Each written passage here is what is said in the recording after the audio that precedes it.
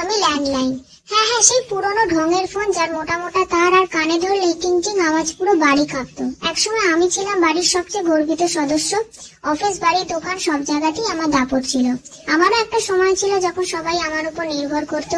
কেউ কারোর সাথে কথা বলতে চাইলে প্রথমে আমার কাছেই আসতো।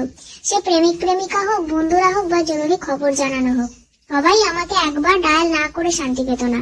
আমি তখন এত ব্যস্ত ছিলাম যে ঘন্টার পর ঘন্টা কথা বলতে হতো। তারপর একদিন এলো মোবাইল ফোন, আর সবাই আমার দিকে তাকানোই বন্ধ করে দিল। আমাকে ধুলোয় মুড়ে এক কোনায় রেখে দিল।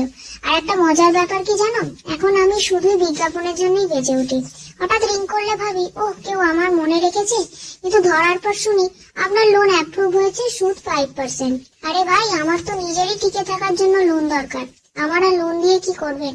এখনকার বাচ্চারা তো আমার চিনতেই পারে না। একবার একটা ছোট ছেলে আমার দিকে বলল, মা এই জিনিসটা